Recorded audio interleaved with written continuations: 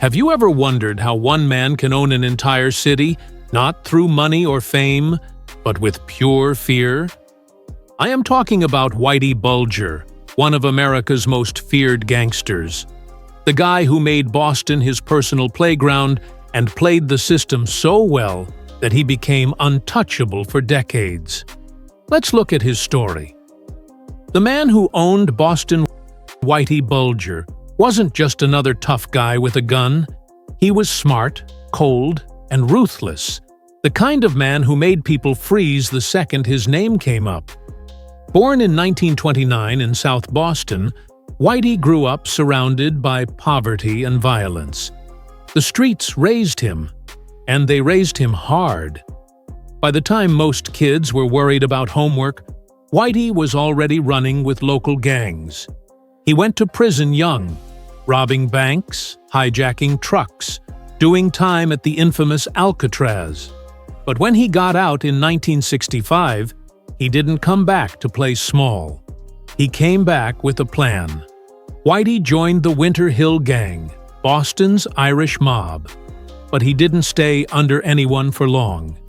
By the mid-70s, he and his right-hand man, Stephen the Rifleman Flemmi, had turned South Boston into their empire. This guy wasn't just running a gang, he was running an underground kingdom. But what made him untouchable wasn't just fear. It was his deal with the one organization no one expected, the FBI. Now, this part sounds made up, but it's 100% real. In 1975, an FBI agent named John Connolly came knocking on Whitey's door. Funny enough, they grew up in the same Southie neighborhood. Connolly made him an offer. "You give us info on the Italian mafia, and we'll protect you." But he wasn't working for the FBI, he was using them. He fed them just enough info to help take down the Italian mob, the Patriarca crime family, while using his FBI connections to wipe out anyone in his way.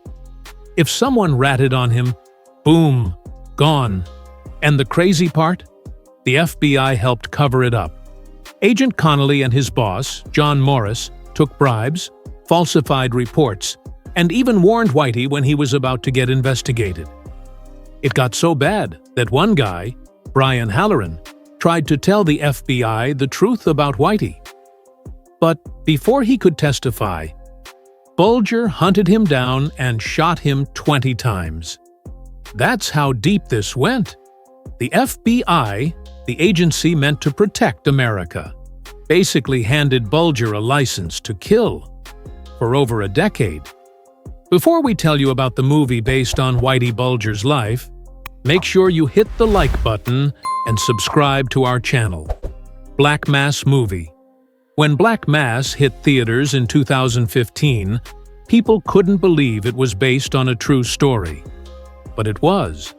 Director Scott Cooper took the Boston Globe's investigative book about Bulger and turned it into one of the most haunting crime films ever made.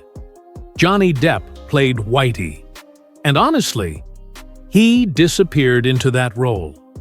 Like, completely.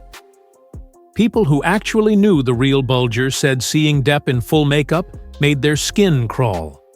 That's how spot on it was. And those piercing blue eyes? Those weren't CGI. Depp wore hand-painted blue contacts to match Bulger's stare. Whitey didn't just kill people, he broke them. Mentally, emotionally. And Black Mass captured that darkness perfectly. Black Mass stayed shockingly true to the real events. The FBI deal, the murders, the manipulations, that all really happened. It even showed some of the most disturbing true moments, like Bulger strangling Deborah Hussey in his mother's basement, or murdering Roger Wheeler over the Jai Alai money laundering mess. All true. And yes, the 16-year vanish. In 1994, the walls started closing in. Federal agents were building a case against him, and guess who warned him first? Yup, his FBI buddy, John Connolly. Whitey packed up, vanished overnight, and left his whole empire behind. He'd already planned his escape for years. Fake IDs, hidden cash, everything. He and his girlfriend, Catherine Gregg, went underground. 16 years. That's how long they disappeared. The FBI made him one of the most wanted men in America, right under Osama bin Laden. Crazy, right? But in 2011, it all fell apart. The FBI launched a campaign focusing on Catherine instead of Whitey, and it worked. A woman in Iceland recognized them from TV. She remembered the old couple who used to help her feed a stray cat in Santa Monica. June 22, 2011. The man who ruled Boston was arrested in a quiet California apartment building. He was 81 years old.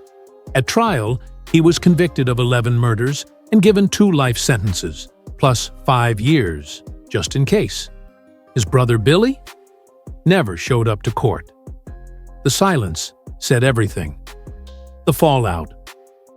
Whitey Bulger's story wasn't just about crime.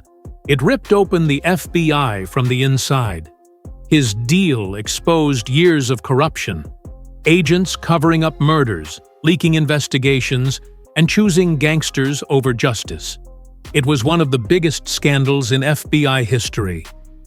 John Connolly, the man who helped him, was convicted of corruption in 1999, served 10 years. Then, later, got hit with another sentence. 40 years for his role in one of Bulger's killings. He's still behind bars. For Boston, though, the scars ran even deeper. Families who lost loved ones never got closure. People who grew up in Southie still talk about the fear, the silence that hung over neighborhoods where everyone knew but no one spoke. And through it all, there were the Bulger brothers. One controlling the streets through fear, the other controlling politics through power. And then, the ending no one saw coming. October 30th, 2018. Whitey Bulger, age 89, had just been moved to a new prison in West Virginia. Within hours, inmates beat him to death. Brutally. Some say it was revenge. Others say karma finally caught up. But one thing's certain. Even in death, violence followed him. So what do you think? Was Whitey Bulger a criminal mastermind who outsmarted everyone? Or just a monster who got lucky until karma came knocking? Let me know what you think in the comments. And if you enjoyed this, hit that like button and subscribe for more updates. Thanks for watching.